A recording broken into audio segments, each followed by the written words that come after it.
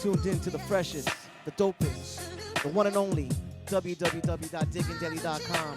Broadcasting live right here from LA HOTBOX Studios, Northeast Los Angeles. And as always, we got special guests, special broadcast of Raising the Projects Radio.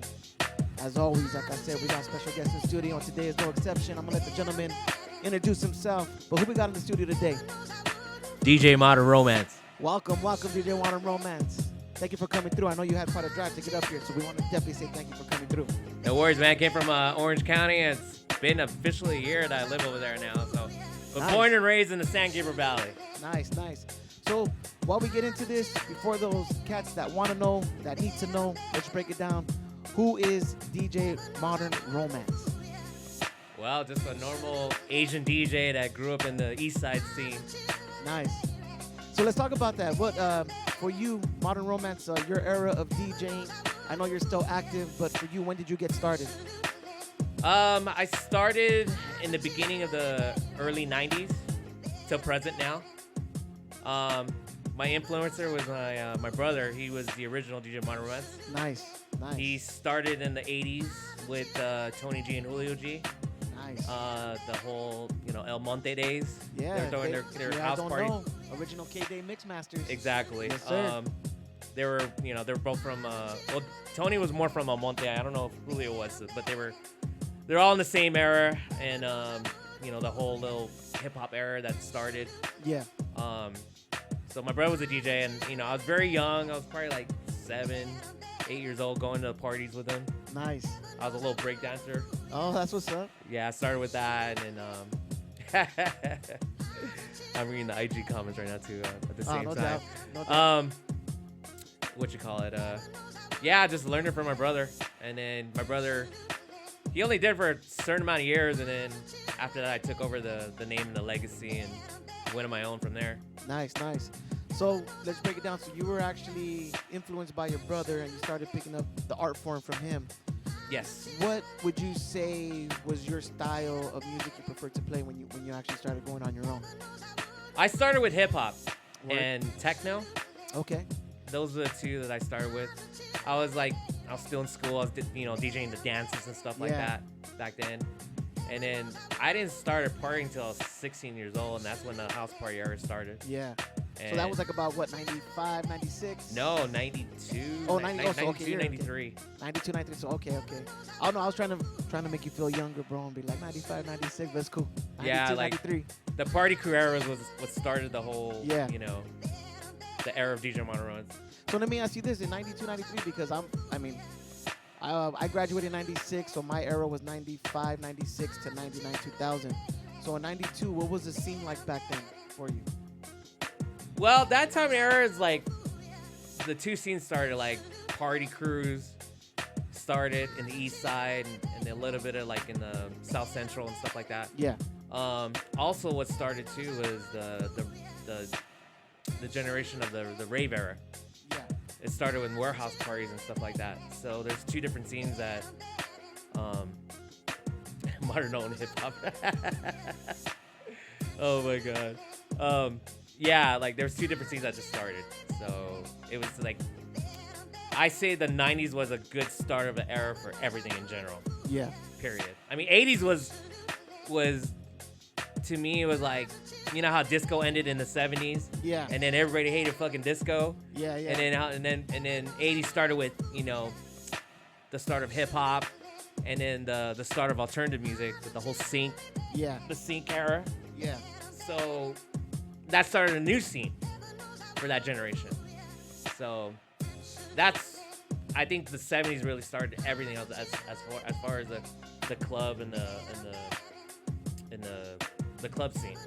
So when you were back in the house party scenes, when did you go from house parties to doing organized events, clubs, stuff like that? I did it. I started with everything. Oh, yeah. Shit. I started as a house party DJ, and then, got into events after 95. Yeah. My big break was actually Club Vegas. Oh, shit, really? Yeah, that. I earned my stripes as an SGB DJ back then. Yeah. But But really, and one thing not a lot of people learned is that I was going to a lot of fucking parties and events every fucking weekend. Yeah. And that time era was social networking. Yeah. How it is now, but back then it was like, if you want to get known, like you gotta be out there, just like shaking hands and talking to the promoter, you know, just to get your name out there. Yeah. And one night I went to Club Vegas on a Thursday night. It was at Leonardo's, and Larry Links, he's like, "Hey, what's up? Like, we need an opening DJ. You down to, you know, play for us?" I was like, "Yeah, fuck it."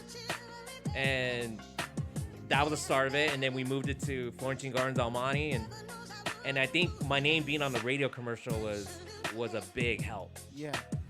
Especially when we moved it to Hollywood. Like, once we moved it to Hollywood, hearing your name on the radio like every week is a sign right there. Yeah. You know, he's a disco dad. Shout out to Dennis Revergos talking shit on Instagram Live right now, and I'm like licking and back and forth on this shit. But yeah, there's so many things that I've accomplished from just being a house party. House party DJ. So let me ask you this: from when you started DJing, what was the first record you bought? Shit. I was buying a lot of records from Exodus, and DMC was playing records on the phone for me, and they shipped it out in UPS. And back then, UPS, you could pay it COD when it arrived. Yeah. So that first record, I think it was Digital Underground, Humpty Dance, maybe. Oh damn. It could be that, but like from what I recall. But man, no, you know what? My brother had all the records that he had before, so yeah. I was carrying on his crates. That shit's gone. I don't know where it went now, but yeah, I can't even answer that question. That's hard. No doubt. What were some of your favorite places to dig at? Shit. I say Exodus. Yeah. I loved Exodus because it was local. It was like every Friday I go over there and spend like, shit, 40, 50 bucks. Yeah. Thanks to my mom, because my mom helped me out on that back then. Big ups, mom. Yeah. Nice. So in that era when you were transitioning, or when you were, because I don't know, I feel like back in the day when you were a DJ or you called yourself a DJ, you didn't really do one genre. You did everything because you would rock everything. Yes. So I was playing a lot of, like, before I was playing the house party stuff, like I had all those remix records back then. Oh, the DV8? No, I think it wasn't X Mix. I forgot. Somebody in Instagram can answer that question for me. Yeah. It was there was a lot of remix records back then that we all played. Yeah.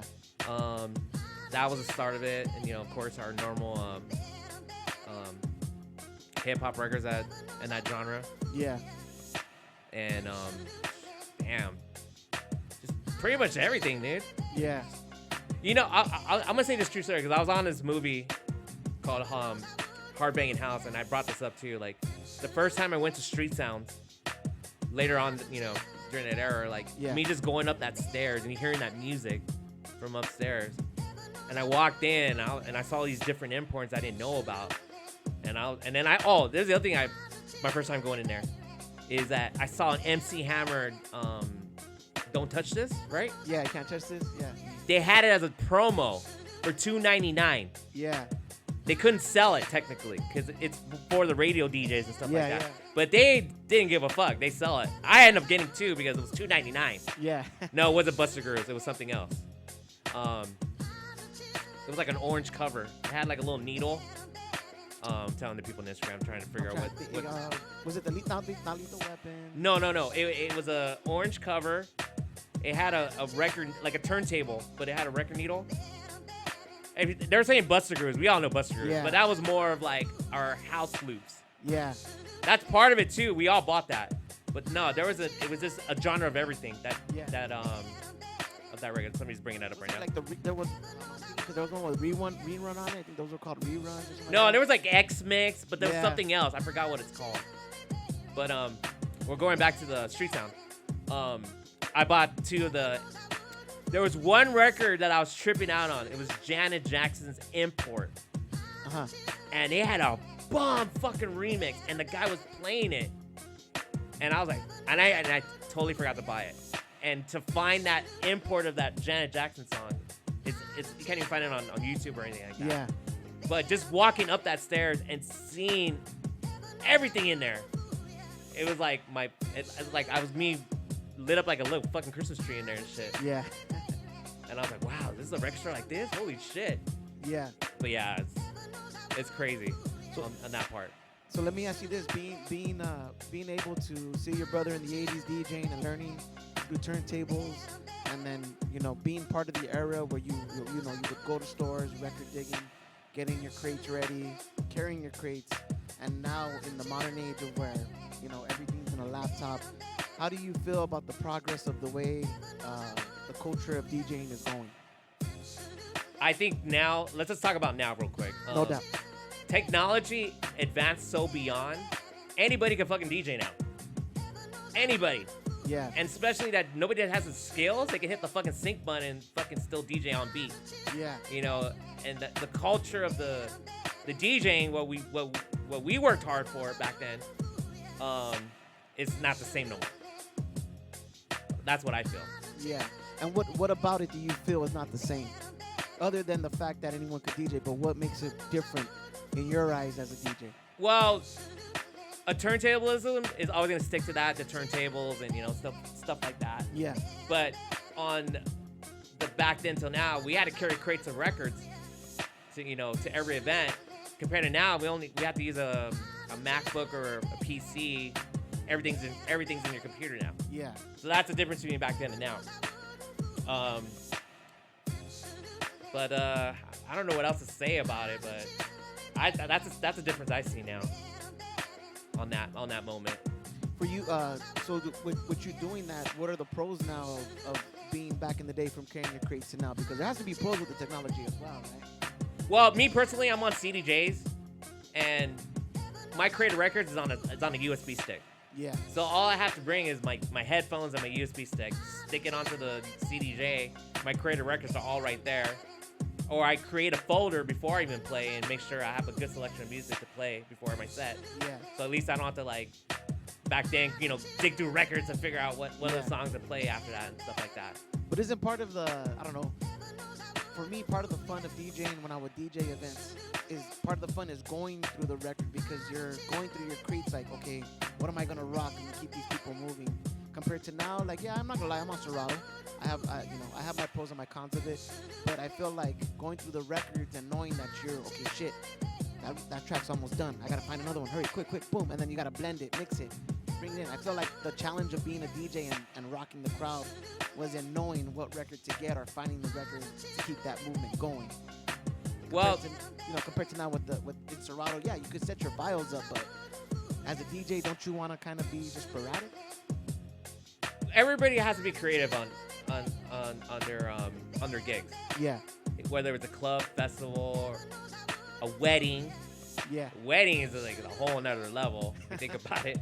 But the thing is too is how do I put it in words? Is shout out to the wedding DJs, the open format DJs, the club DJs that spend 3-4 hours on a whole night. Yeah.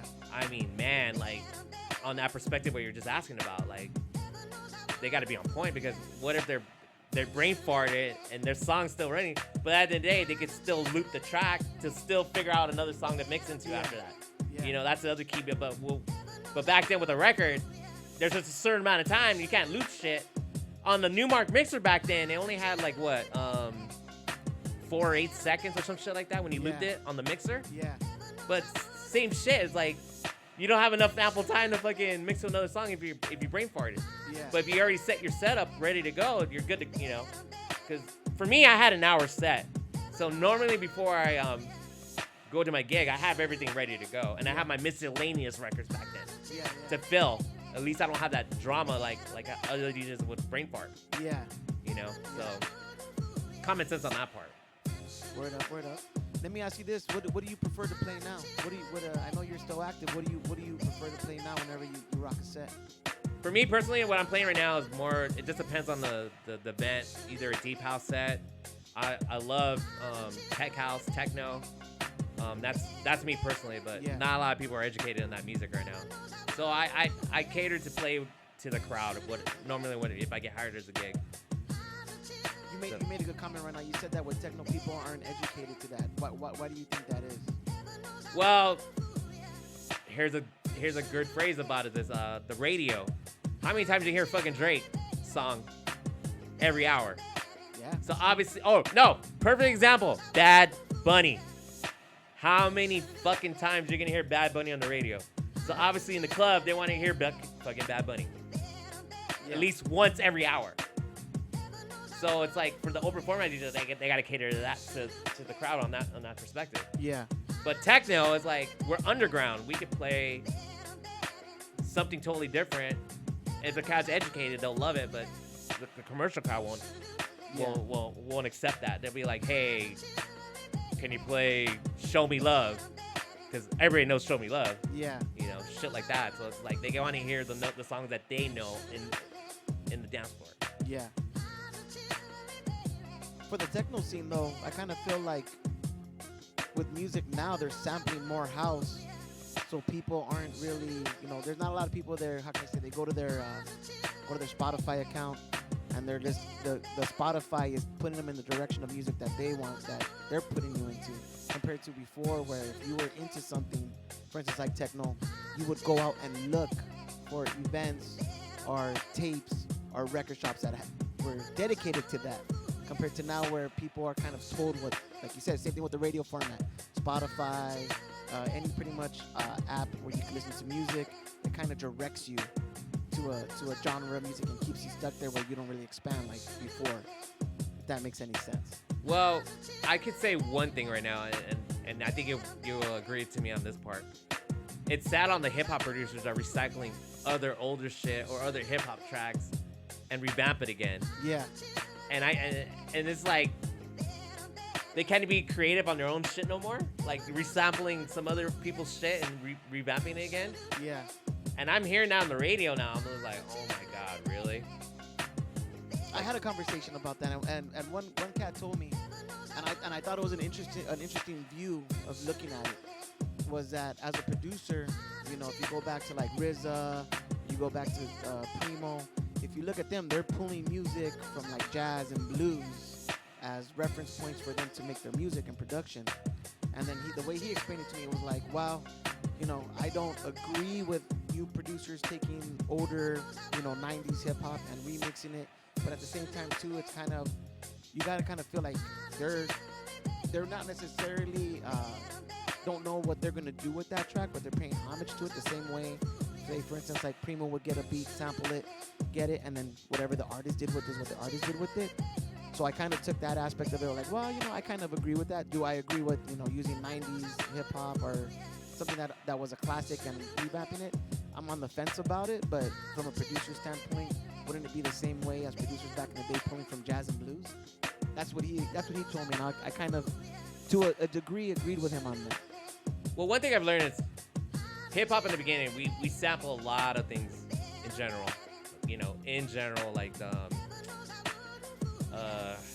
but yeah, and then compared to now, it's like I'll give you an example. Like somebody sampled a Q-Tip song, and Wale sang on that, even though it was a Cool and J track. Yeah. But they sampled Q-Tip's fucking song, and I'm just like, what the fuck? Even another one's like Too Short. They sampled a Too Short song, and they rapped that one again, but somebody else is singing it. And I'm just like, what the fuck? Yeah. Like I said, it's just sad. Like producers not really like being creative on that aspect, just recycling somebody else's shit. But as a DJ and being creative, I mean, it's kind of the same way. Like, wouldn't it be the same way like the remix records you were looking for back in the day? Yes, but they weren't on back then with the remix stuff. The DJs were recreating their own edits compared to what it is now. It's called mashups. Yeah. That's what it is now. But back then it was just remix, and we were buying all that stuff, like, more for like the mobile DJing stuff, playing all those remix. Even on the radio they were playing it too. So and then now every DJ now is creating their own mashup, their own edits. Yeah. So that's what it is now. If you think about it. How do you feel about the new system? How do you feel about the new software with Serato with the stems? Being able to like alienate certain parts of the track of a song. Well, on that perspective, like I said, technology advanced beyond more. Like you could do a lot more than just looping. What I think now is like you're creating your own live edits while you're playing, and then depending on the mixture you have too, your hot cues, creating your, if you depending how you set up your hot cues. I mean, I'm not a Serato DJ, but I'm just telling you what I've seen and learned. But yeah, no worries. And especially on the videos, YouTube videos I've been seeing. But one thing I've learned is that the hot cues that they've programmed, they're already like doing a live edit right there, and in front of the crowd, showing a little showcase. Yeah. And then from there, once they do their edit of the then they already have the track playing, and then go start back to their normal DJing format. Yeah. What's your tool of choice when you're DJing right now? What's your equipment of choice? Yeah. I love the CDJ 3000 is a little bit different than the 2000 Nexus 2. I still love the 2000 Nexus 2. My mixer is a 900, Pioneer 900 Nexus 2. Yeah. Now they're coming out with the M9, which I'm looking forward to trying that mixer out. It's a step above from the 900. Yeah. So, I mean, 4 decks of the 3000 and the new M9. Let's see how that goes. I haven't played on the V10 yet, or the big long mixer, the 6-channel. I haven't tried that yet, but I'm looking forward to that. Nice. But I heard mixed reviews on that too. It's more of a house DJ mixer. Yeah. How do you feel about the house DJing scene right now? It's a hit or miss. Word. Hit or miss on that right now. I just did an event last November called Housegiving. We haven't thrown a big event, the day before Thanksgiving. And it was political for me on that event, not gonna lie. In what regards? Naming the show. Oh, okay. I could say that. I had a lot of political drama. But originally I had Duke and Bad Boy Bill, and then there was some political difference on the promoter side. And then it led to just me and RG left, and then we brought some other people in after that once we announced it. Yeah. But one thing I've learned is that Richard called me out of nowhere, and I only had like a month left to promote it. And he gave me some advice, and I was thinking, all right, I'll book you. Cause my dream was, I always wanted to do a show the day before Thanksgiving. Yeah. Cause that's the biggest holiday of the year. Yeah. Number one. That's my dream date. And that's the best holiday to be hungover for, because you could sleep in and then go eat turkey. It's not ready till like 3 anyways. Yes. So you can sleep in, wake up, have a fucking full course meal of turkey, and then go back to bed. Yes. So my dream day of throwing the show was the day before Thanksgiving. Yeah. I got that date. And then my dream lineup that I ever wanted to do was Richard and Bad Boy Bill. And shout out to Angie V. She is the next big thing right now. She already is the next big thing. And he asked me to hire her, so those 3 alone pulled over 1,200 people. Nice. And do a handstand. Shout out to Juan Franco. He's on IG Live. And Dennis from Vertigo's. We had a really good dream team involved, and it was a successful event.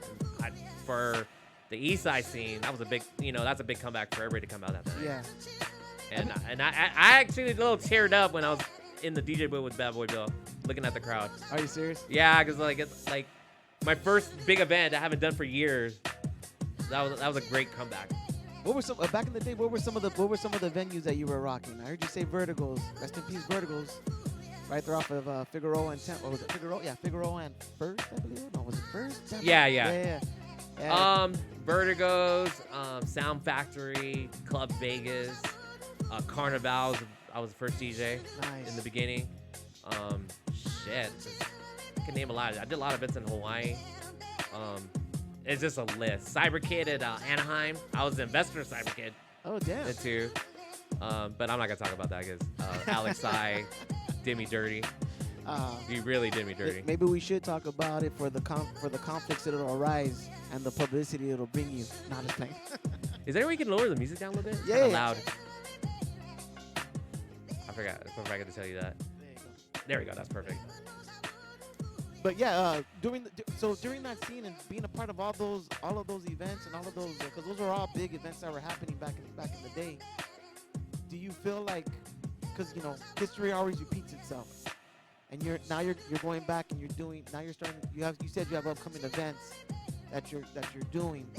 Do you kind of feel like the scene is going to repeat itself with a new audience? New and old. I mean, old and new. I'm sorry. Yeah. Yes.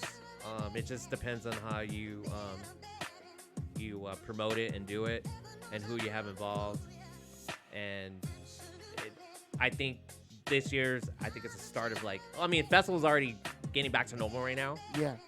But our scene, we're bringing it back up again. We have to. Yeah. When you say we have to, what do you mean? Why do you have to? There's nothing going on right now. Yeah. In general, there's small little things here and there, but there's not really like there's always something every weekend back in the days. Remember that? Yeah. There's so many options you can go, Yeah. but even the options you have now, it's limited. Yeah. Because obviously, certain lounges and bars and stuff like that, they're paying, let's talk about the DJ fees too in a bit. Yeah, no doubt. But even though they have a DJ there at the bar and they're only paying a certain amount, the quality of music is it good or bad? That's a question. Yeah. The regulars are gonna go because they're just gonna go over there and drink. But was there a really good quality event? You only see it once in a while. Yeah. And that's why I was shocked when I announced Housekeeping, just literally announced it, and everybody was helping each other out promoting it. And then the night of it came, I was like, holy shit, we pulled this many people here. Yeah. What is modern craving? Fucking slob. You said DJ fees. Talk about that. What do you mean by that? What's sad is the value of DJs is horrible now. I'm not getting booked no more like I used to be. I charge a certain value for an hour, but an open format DJ, they have a certain rate, either between $400 or $500 for a whole night. But if somebody else is gonna charge, $100 or $200 for the whole night, but are they good or bad? That's the question. Yeah. But your time and value is more important than just, yeah, I need the money and all that shit, on those people that do it, but it's just sad, the quality of the music and the person who's DJing, are they good? That's what it is. Yeah. And it just leaves out the person that's been in the game for so long, and it's what the fuck? I can't get those that value no more. Yeah. What is Martin crying about now? I'm on a fucking podcast, Swab. Shit. But I'm speaking the truth. But I think a lot of that it falls in every genre. Yes, You know yes, 100%, 100%. Because even as a hip hop DJ, I'm not doing hip hop. I'm not doing shows anymore because they want you. If you're gonna DJ a hip hop show, they want you to bring the sound.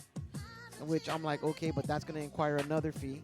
And then, can you DJ and all the artists are gonna pay, and then they expect you to play all the songs and tracks for the artists that are performing, and I'm like, okay, but that's gonna cost a little bit more because I don't know these guys, and then me being up there, I'm kind of technically vouching for them, and like you said, I don't know the quality of the acts that are being on that bill. The people that don't realize, and for me, I value everybody's time and value. Yeah. As a DJ now, and as a promoter too, I understand that, but not a lot of people are educated like that. They just think, why would I pay $400 to that person when this guy's only charging $200? Yeah, and he'll do everything. And they're doing everything and then some. Yes, exactly. Yeah. And the thing too is is the owner gonna gain more money or not? Maybe, maybe not.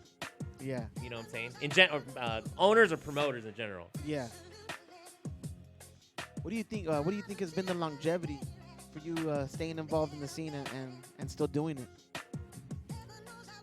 I mean, I technically retired in 2016. Technically? I technically retired. Yeah. Why was that? Because there was I thought the scene was done. Yeah. I mean, I still go out. That's one thing I do. I love going out and going to festivals and exploring. things here and there. Certain DJs want to hear, Yeah. but nobody appreciates the time and value. That's why I thought like, okay, this is it. Yeah. And then little by little, like, oh, you want to play over here? I was like, yeah, maybe, you know. Like, for example, I'm playing this Saturday in the Century Martin Park, but it's a free event. Yeah. I'm not charging at all whatsoever. It's more for the community. Yeah. And he just did it last year. And the guy that's throwing it, his name's Robert. He was a Belasco promoter back in the days that does Fridays. See, he was always booking me all the time over there. Yeah. So we talked back and forth, and then he was like, "Hey, you want to throw a set?" I was like, "Yeah, no problem. Do it for the community, because we all need it right now, especially what happened in February, you know." Yeah. Yeah. So I mean, I was like, "Dude, is everything okay?" Even though the thing happened in February, he's like, "No, the community needs it right now." And I was like, "Okay, well, if you can do it, I'll back you up." And then sure enough, like I even told him, like, "I will even help you out for next year for That's sponsorship if you need that." Nice. Because you know, if you do little things here and there like that, like people appreciate that. Yeah. And it's all ages too. Like that's the other thing too. It's all ages. They can bring their family, So it's educate the children. What the music wise. Yeah. From then or to now. Let's at least have a good time dancing in the park and stuff like that. Yeah. So where's this event going to be at? City Remar Park at the Barnes Park. Oh, okay. Headlining is DJ Dan. I'm playing Melrose Castillo. There's other DJs that are on there. I don't have the flyer on me, but No doubt. but yeah, this Saturday. And then you did say you had a bunch of upcoming projects. What upcoming projects did you have? Okay, so I have that event next weekend, which is the 24th on a Friday. I'm involved with Antonio Pelayo. It's his birthday, his 50th birthday. Uh-huh. He's doing the event's called Mezcla. Sorry if I Okay. said it wrong because I'm not Hispanic. Mezcla, and it's my first time playing at the Mayan. Now I finally get to play at the Mayan, and also throwing an event at the Mayan too. Nice. So first of everything. Yeah. And he asked me to be a part of it with myself, Archie, and him for his birthday. And Fun City's involved too as well. Nice. And he has Nortec. I don't know if you guys are familiar with that. I have not heard of Mertec. Nortec is a very famous Spanish band. Oh, okay. So they're performing for his birthday, and he has a fashion show. Oh, damn. Yeah, and I just heard Orlando spin over there last month. Orlando's a really good DJ right now. Holy shit. He throws on a good house set. Yeah. Hands down. Props to Orlando. And so Orlando and Jungle George, myself, Ray Wizard. And then we have Esser, Jose Schutten, and Joey Radical in the second room for the Mayan. Nice. That's for this month. And then we have an event on May 20th. It's called Retro Lounge, more of like a disco event. Nice. That's Saturday, May 20th at QC's. And then the following weekend, which is Memorial Weekend, I'm bringing back Club Vegas. Nice. Special guest performance, Devin Henry, myself, Delano, Nice. Lewis Smooth, and we have a little Twitch All-Star room for that night. And then July 22nd, it's a reunion / birthday. I haven't confirmed it yet. I'll hopefully know by tomorrow, but I'm just gonna tease it like that. Okay. And then August 26th, Saturday, we're doing Lime retro lounge event, all disco. Nice. And then of course pre-Thanksgiving, Housegiving. We are doing an all-female lineup in the main room, and then of Nice. course we have the alternative room in the patio, and then upstairs we're gonna have the Twitch All Stars as well. Nice. Yeah. So What's dope is that even the DJs you mentioned, I'm like, oh shit, you're mentioning all the DJs from back in the day. I'm like, oh damn. Yeah. Oh damn. So that's dope. So I'm throwing a Club Vegas reunion. We haven't done that yet for a while. It's been 28 years. Yeah. So me, Henry, and Delano all agreed upon it. So and then Henry wanted Devin, so we got Devin. Nice. So yeah, that's that, and then a couple throwback disco events, and hopefully July goes through. That's all I gotta say. I can't really announce it because it's not 100% confirmed yet. No worries. No worries. But that's a big one too. Very, very big one. Nice. Yeah. Nice. So yeah, I mean, I'm grateful for the Mayan. I always want to do something there and DJ there, and I got that now. And Congratulations on that. like I said, there's just so much more coming. And also too now, like since after house gaming, it motivated me now to be a promoter again, and then also I want to be a diversified promoter because it's not just one genre I want to do. I think by 2024 I have other bigger events that I want to do and step up into that genre.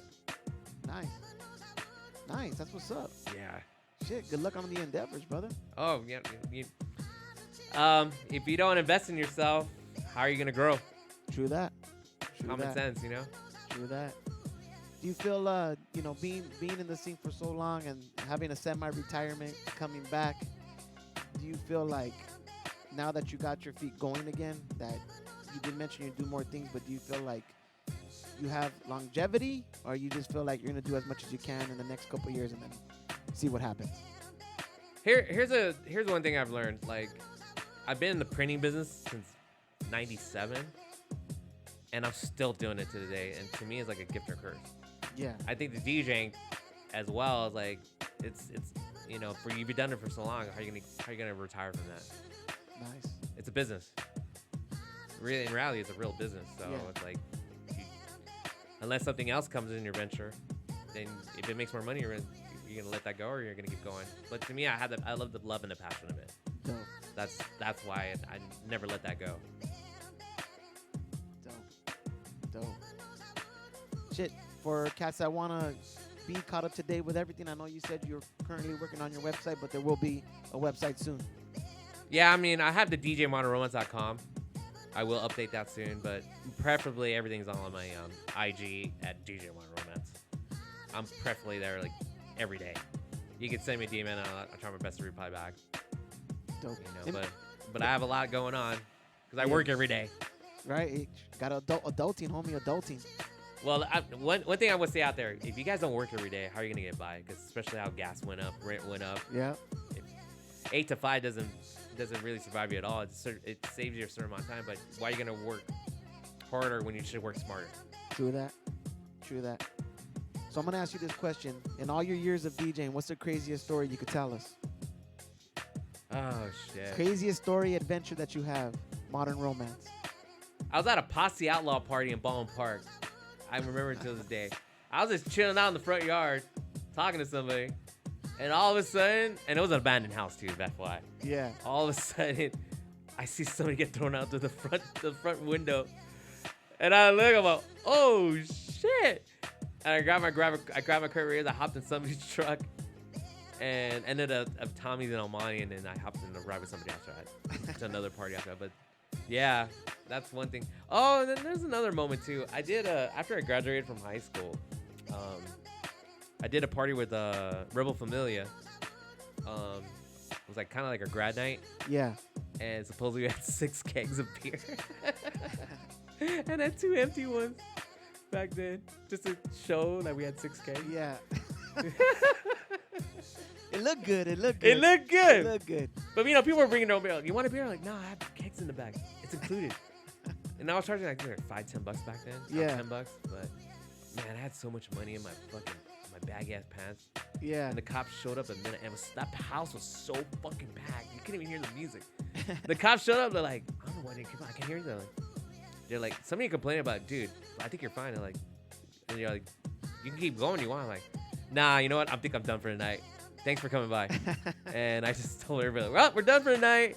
And then go in the kitchen and start counting money and shit. Yeah, that's another moment I won't forget. You said something earlier where you're like, back in the day, there was always something. There was like 4 or 5 events on a Friday that were dope, on top of the other 20 events that were going on. Same thing on Saturdays, same thing with Sundays. And you said that, we're lacking that now. Do you think that within the promoter scene, do you think that, cats seeing you being active again, you think other cats are going to start trying to do the same thing from back in the day, like, Rebel Familia, cats like that? Because, I look on Instagram and I see more house-themed events coming up. So I'm curious to think that, do you think that scene will make a comeback again with older and a younger audience? I think now in general, like the newer generation promoters now, like they have a chance to do something. Yeah. They really do, because everybody that's up there, they did fall down during the pandemic. Yeah. And Oh, here's a perfect example. You know how we had the fucking the whole COVID bullshit. Yeah. Um, what did we start with? Live stream. Yeah. And shout out to Alex Diablo. Like, he started the first one, Quarantine Gardens, and then I was on that the first night because I don't want to stay home. I needed to get out of the house to do something. But my business paused, and I ended up jumping on something else to get by until we had the whole EDD come in. But I think the live stream saved a lot of DJs because they can control what they can do on there, and they're getting income from that. Yeah. That was the other thing too. So that was like them throwing their own events live stream, and they're getting paid for it. Yeah. I think that was a great tool for them, compared to like working at a club and only getting what $200 when they can make more in fucking Twitch. And now Kick just started. Well, I heard the incentives now about that, and I was just like, oh shit! Now they're trying to jump on that now. Yeah. Because the guy got kicked out of Twitch. Yeah. He's like, fuck you, I'm gonna start my own shit. And that's one thing. That's the one thing. If that guy had a lot of money he's doing that, it's gonna go to that, and then all those people are gonna land on being over there now. Yeah. Because of compensation. Yeah. Well, that and then too. Well, depending on the genre of music you're playing, you play some copyrighted material. Twitch ain't gonna, on the rebroadcast of it. Oh yeah. They mute it. Yeah. Yeah. Even on YouTube it was the same thing because Yeah, YouTube does the same thing too. Yeah. I ended up recording the set that I did. I'm not gonna mention that guy's IG site because he burned me. The thing was like we recorded the set that I did during the pandemic, and I put it on my YouTube page, and yeah, some of my shit got muted. Yeah. For 2 hours, I'm like, oh fuck. I understand they own the music, which I don't. That's their shit. Yeah. I'm just playing to promote your shit. Yeah, exactly. But everybody has like. They don't want to get sued for shit, which I understand.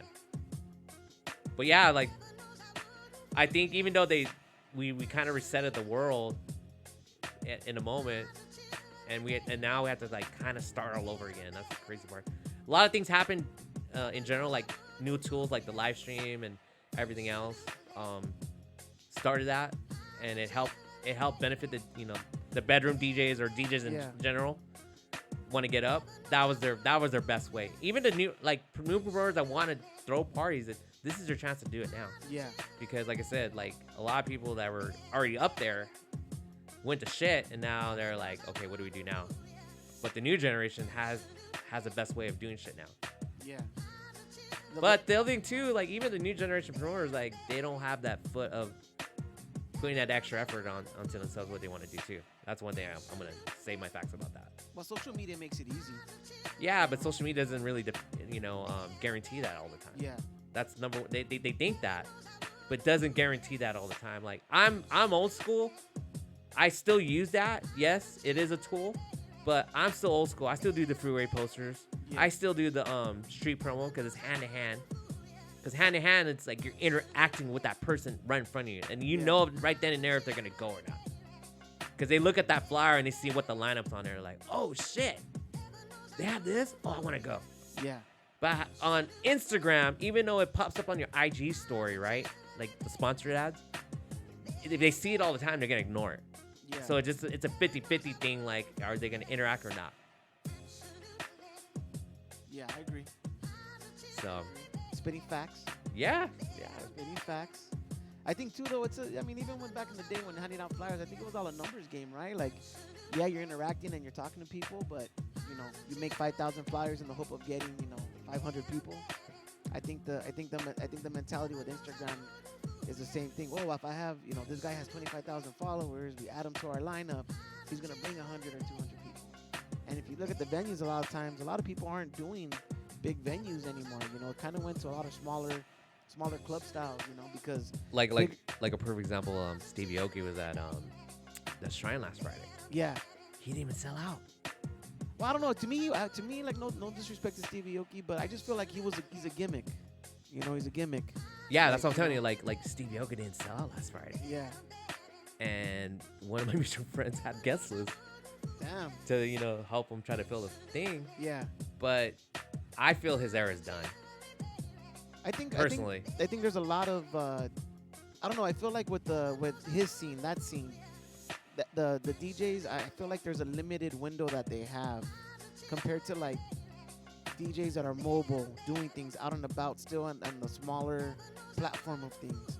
Because it's like kind of like once your time runs out, like that's it, your time run out. You have to capitalize while you can.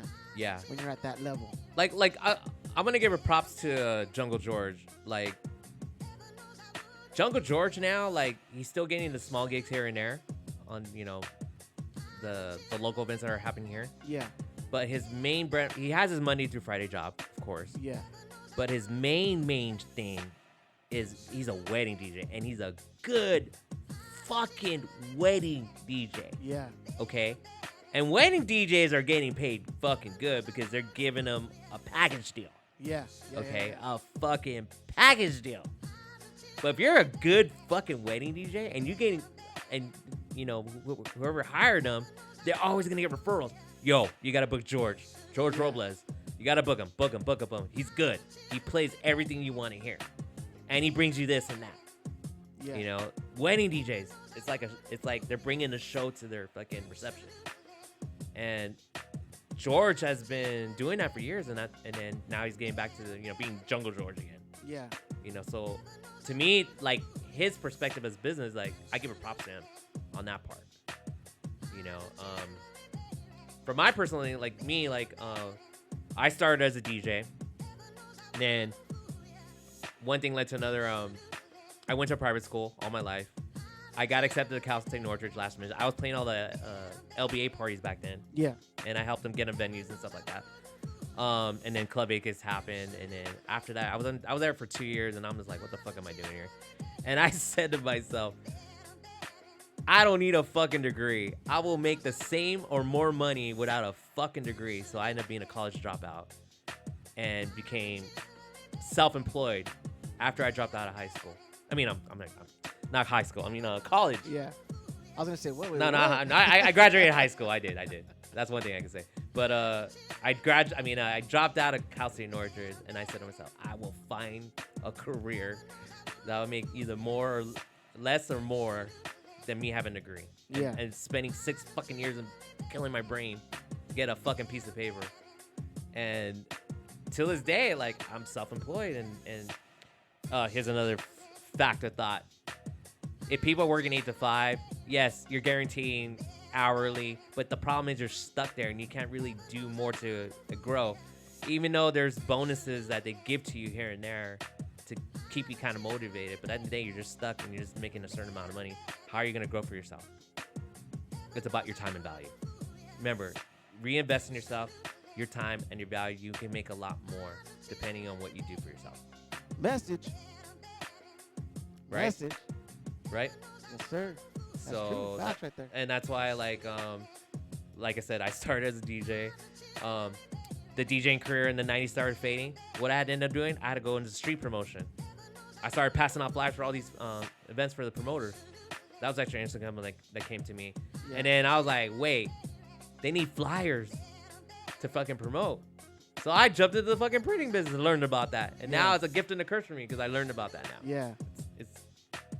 So now it's like, I jumped into that business. And I'm still doing it till this day. Nice. What's the printing business information for cats out there that want to get flyers, posters, and all that done? Just hit me up on the IG. There it is right there. You need business cards, flyers, banners, anything with printing. Just hit me up. The people on IG, and I'm sure if people watching this, they're still my regular clients. But yeah, like back then I was passing out flyers, and then of course I was a promoter and investor on certain events back then. Learned from that. So it's everything. If you just entrepreneur yourself on little things here and there, you can grow. You gotta be confident about yourself. Facts. Straight out. That's facts. How are you gonna succeed in life? You're just gonna still work at the same place and think you're gonna be a millionaire? Fuck no. You're making them more money than yourself.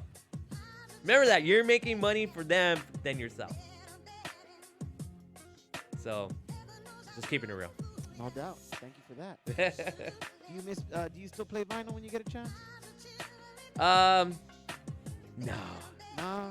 I played on that Rain. No, not the Rain. It's the Pioneer Rav 7 last December because DJ E-Dub had the controller. And just trying to do shit, even with the Serato, I was like, fuck, this is too much fucking work. Too much fucking work, and I don't know the loop things, you know, like, because like I do it more on the CDJ. Yeah. But it's just more work on that. But I tried it, and even though it was like a little turntable. Yeah. Yeah, it is what it is. You still have your vinyl collection? My old roommate still has it. Oh. Yeah, he still has it. Nice. So. Do you miss the smell of your vinyl? Nah, I don't. Nah. I fucking don't. I love the USB stick. It's just more easier. It's crazy. Like, I played at the Mardi Gras, and I was trying to figure out a set that I want to play. Yeah. And I was looking for this one fucking song. One fucking song. It took me 2 hours on my hard drive. Yeah. And I had to call the promoter. I'm like, hey, when was the year that fucking Velasco closed? And he told me the year. I'm like, oh, okay. And I looked through that year folder, and I finally found it. And I'm like, okay, there it is. Yeah. But 2 hours just to find one fucking song. I'm like, holy shit. But that was the jam. It was a jam. And I ended up playing it that night too, which is funny. That's what's up, man. Yeah. Shit, before we close out this interview, any shout outs, anything you want to say before we close out? Be humble. Shit, man. A lot of people are not. Man, everybody's scamming right now. It's fucking crazy. It's And easy. everybody's scamming right now, and I'm not nowhere near that, thank God. But stop scamming. Stop stealing. I mean, I see people stealing right now, dude. It's fucking sad. Yeah. But even if they get arrested, they're gonna get let out because of fucking somebody that's working in the you know what. They let them go. But that's why they're taking advantage of that shit. But stop scamming. Stop fucking stealing. Get back to fucking. You know what's crazy right now? Wait, hold on. Let me bring this up right now. Bring it up. Bring it up. There's so many jobs available right now. So fucking many jobs right now. And some of them are paying a higher hourly rate. What the fuck y'all doing out there? Fucking take advantage of it. Right? And nobody's doing it. Everybody's being lazy right now. Nobody wants to work. And it sucks for the small business owners. Like, they're trying to get by and, you know, trying to get more busier because even certain restaurants, like, I feel bad too. Like, I end up giving a higher tip because, you know, and they notice, like, hey, is something wrong? I was like, look, I'm a business owner too, and I know, like, you don't have enough staff. But, you know, you're trying to accommodate us as best we can. But I, like I said, I understand. And everything in general now, they have everybody, the owners have the opportunity to give that to people that need the work. But now this generation, like, nobody wants to fucking work. Nobody. And it's like, how are you guys getting by right now with the rent being high, gas being high, fucking food being higher? How much? Like, a bucket of chicken is like almost $30 at KFC. I don't even eat out no Holy more. shit. I don't even eat out no more. KFC. I went to McDonald's and wanted to get a Big Mac meal, and I was like, oh, yeah, it's like 10 $5. It's like 10, 11 I'm like, what the fuck? 10-piece meal with the fucking, with the And that sides. and that $30. And that hamburger got smaller. What the fuck? Even In-N-Out went up. Even In-N-Out, like a double-double. One double-double was like $7 now. Remember back then it was like $3, $4? All I know is that I don't eat out no more because I'm disappointed. I'm a fat guy. I like to eat, man. And if I'm going to spend $10, that better be fucking a big-ass meal for my fat ass. Because I love going eating out. And, like, Yeah. for me and my girlfriend, we spend average like $50, $60 for just the two of us Jesus Christ. in a restaurant. Yeah. In general, like a Yeah, normal yeah. or a high-end's a lot more. Yeah. But normal, like $50, $60. Before, it was like $20, $30. Yeah. This is before COVID. Yeah.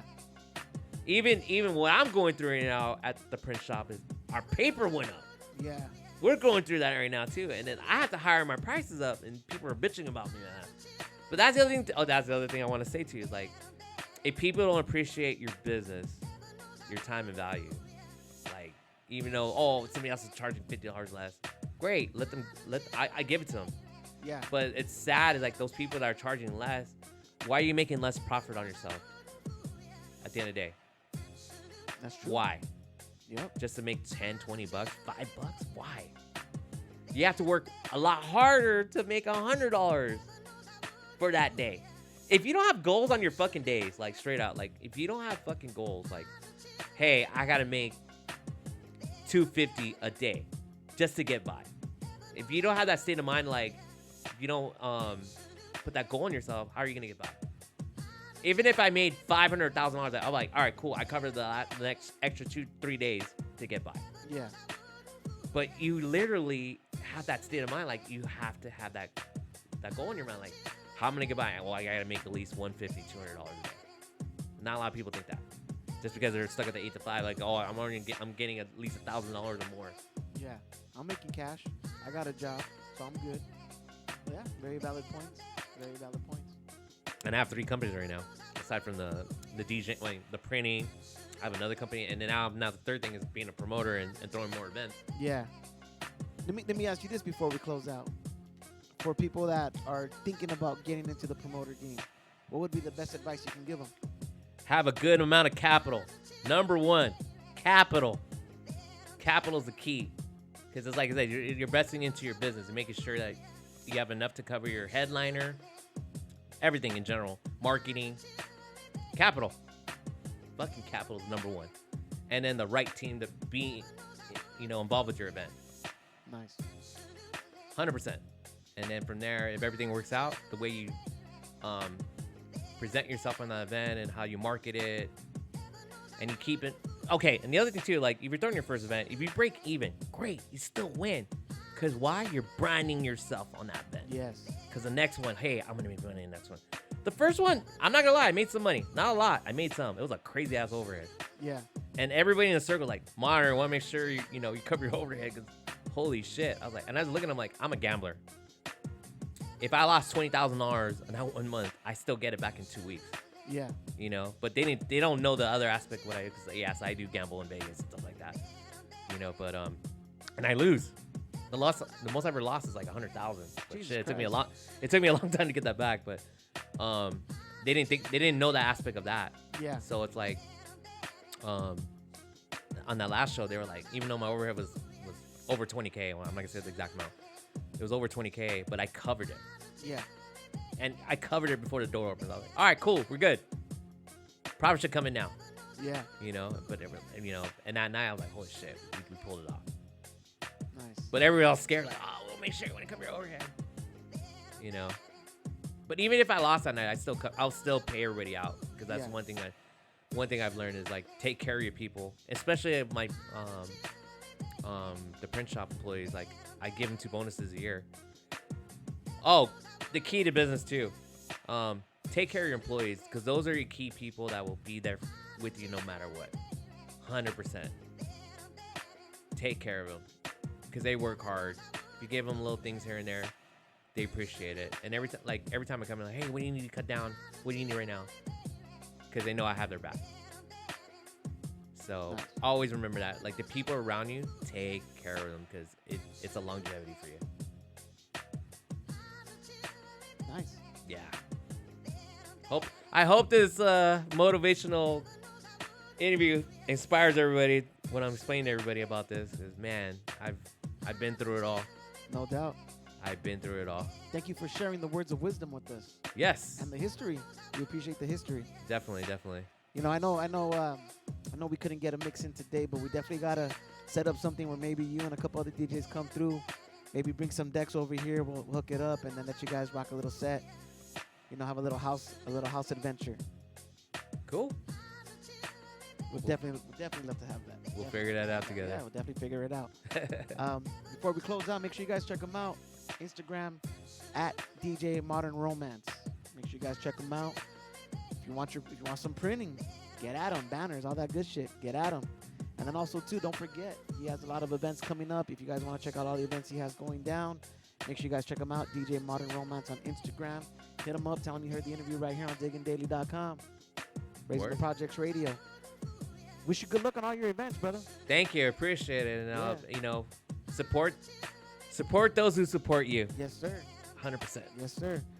And we gotta go over there. Diggy Daily gotta go over there and check you guys out and do some behind the scene coverage of some of your guys' events. Cool. You know what I'm saying? That'd be dope. Definitely get back to some nostalgia with some of my DJs that you mentioned back in the day that I looked up to. I was like, oh shit. Like I said, the fact that the culture is still going and Catcher's still active, it's a beautiful thing to see. Yes.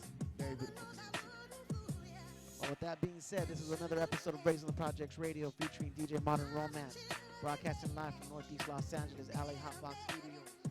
We are the freshest, we are the dopest, we are the one and only www.diggingdaily.com.